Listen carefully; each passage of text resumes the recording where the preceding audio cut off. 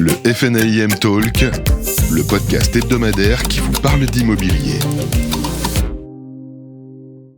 Bonjour Emmanuel Perret, vous êtes directeur des études économiques de la FNAIM. Vous dirigez le label, le laboratoire économique du logement. Pouvez-vous nous expliquer pourquoi ce service a-t-il été créé par la FNAIM ? Alors le label, c'est le laboratoire économique du logement de la FNAIM. C'est en fait la cellule économique et statistique de la fédération. Nous sommes aujourd'hui 3 collaborateurs depuis 4 ans. Au départ, il y a 20 ans, quand on a commencé à construire des indices de prix, il y avait 1 collaborateur, puis 2, puis 3. Donc il y a une montée en puissance. Le label, c'est aussi une singularité de la FNAIM, puisque aujourd'hui, peu d'acteurs du logement possèdent ce type de cellules statistiques et économiques. Notre principale mission, c'est de fournir des chiffres et des analyses, à la fois à nos agents immobiliers et également aux médias, pour développer la notoriété de la FNAIM et aussi pour informer le grand public et les décideurs politiques de la réalité du marché. Quelles sont les données que vous utilisez ?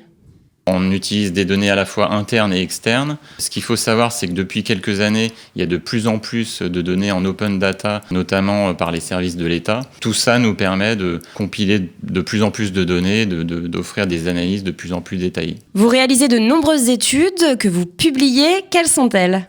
Tout d'abord, on a mis en place il y a 2 ans un baromètre mensuel du marché du logement qui permet de suivre la conjoncture très régulièrement. Ensuite, tous les 3 mois, on prend un peu de recul et on rédige une note de conjoncture qui remet un peu en perspective le marché immobilier dans le contexte macroéconomique, notamment vis-à-vis du marché du crédit, qui est un élément essentiel pour le secteur.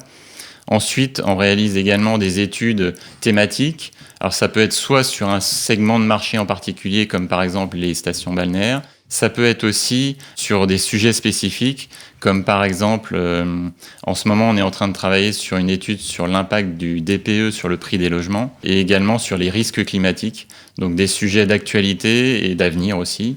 Et par ailleurs, on réalise régulièrement des sondages auprès de nos adhérents pour faire remonter les informations du terrain. Justement, où peut-on retrouver ces publications ? Alors, ces publications sont disponibles dans leur intégralité sur l'extranet de la FNAIM à destination de nos adhérents.